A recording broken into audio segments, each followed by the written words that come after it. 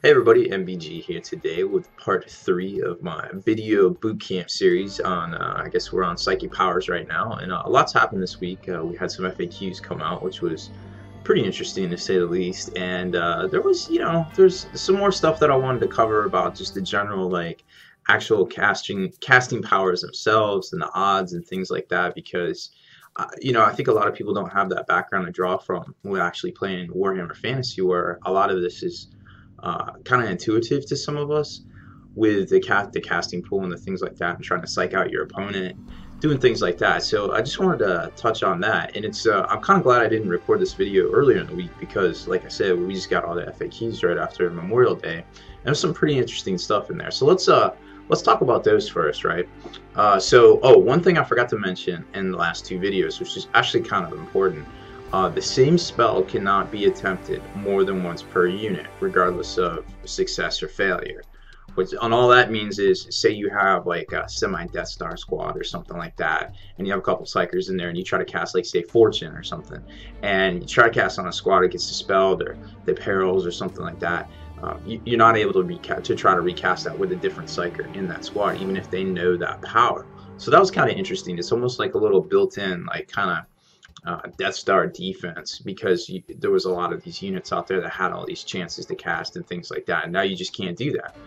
You can cast it, a different unit outside of the squad could try to cast it, and I guess if it's a blessing that can successfully target that unit, you could still do it.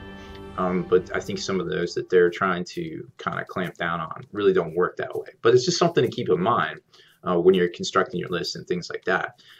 It's just in the past week here at the store, we've been running into a lot of people really confused about how things dispel, if you can add modifiers and things like that. And you can't add modifiers to any dispel rolls unless it specifically targets a squad, and then the modifier stuff comes into play. Even with Grey Knights, with their reinforced Aegis and things that they just adjusted, or the Space Wolf runic weapons, it has to specifically target a squad in order for you to add those bonuses to the Deny the Witch roll. So just try to keep those in mind when you're playing, because I've seen a lot of confusion already just locally, and I'm sure there's some more. This whole thing is all new to all of us, and it's almost like studying a college class just to get it all straight. So don't be discouraged or anything like that. We're all trying to learn this together, and that's one of the reasons I'm doing these series of videos, is because it's all about trying to help the community and trying to get these things learned, so we can start moving on and actually play some games of 7th edition, because this is a really exciting phase, and I think it's pretty neat. Also, I'm going to try to keep these videos to around 15 minutes or so, because I'm having a really hard time uploading them, because they get to be more than a gigabyte. And so I might have to split this one up, so we'll just kind of see how it goes. So let's get started. Psychic Powers by Faction FAQ update. So obviously the FAQs updated a whole ton of different things, but we're just going to talk about the specific Psychic Power stuff. So obviously demons, all the Brotherhood, all the Psykers in the army, or the Brotherhood, anything but Brotherhood of Psyker rule, like the horror squads and things like that, have the access to demonology. Now keep in mind, when they say have access to demonology, that's both demonologies, Santric and Malefic. So, but remember, only Grey Knights don't Perils on a double when using Santric. So just keep that in mind when you're casting too, because that's pretty important. Perils on a double, the odds of that are actually pretty high when you're rolling three or 4 or 5 dice. Bloody Angels get demonology, divination, biomancy, telekinesis, and telepathy.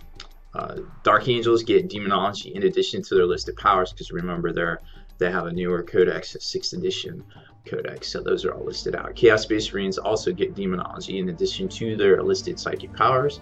Eldar also as well. I guess comprehensively, Grey Knights had the biggest changes as far as the psychic phase goes, with their actual army. So most of the dedicated, I'm not going to go through and name everything, because you guys can read an FAQ just as well as I can, but this is just kind of a summary to keep, to help with the learning process, learning aids, things like that. So most dedicated Psyker character models, independent characters, and bigger models, some of the Brotherhood, like the Psykers, the Brotherhood of Psykers that are the henchman squads, they all get demonology, Santric of course, divination, pyromancy, telekinesis, and telepathy. So those are all pretty good, except for pyromancy. That's not so good.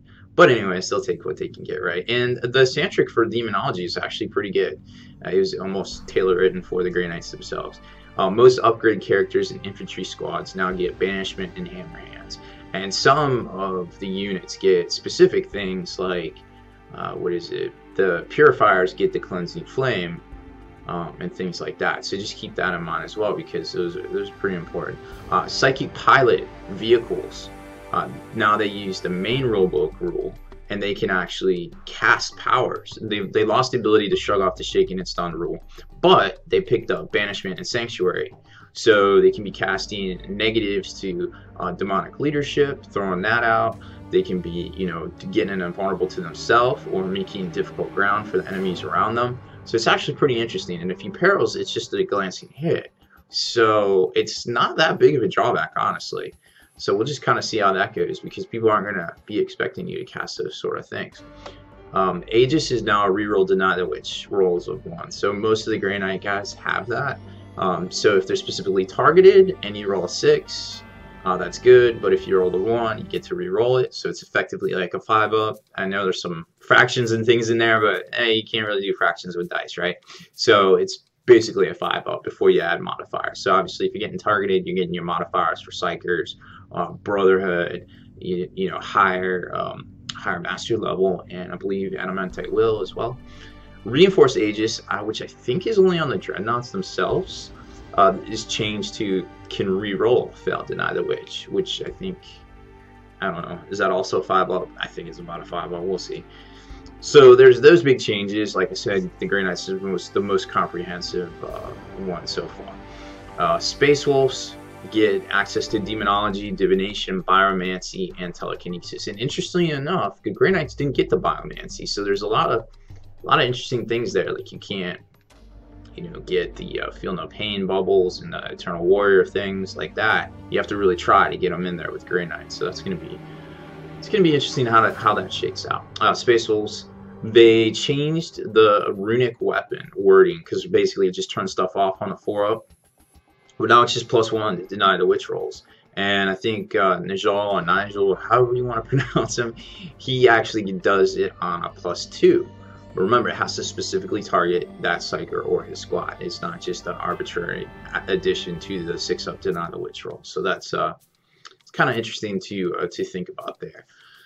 Next up, we have the casting boot camp, where I kind of wanted to itself was kind of the points I wanted to talk about with actually casting spells and odds and things like that.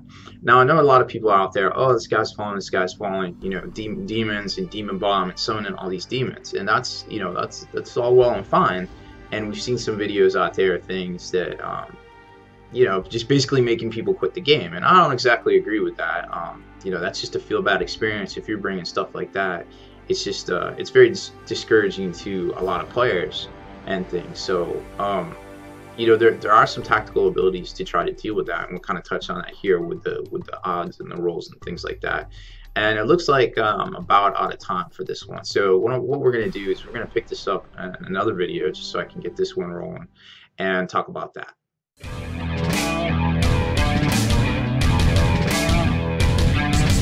Spiky Bits.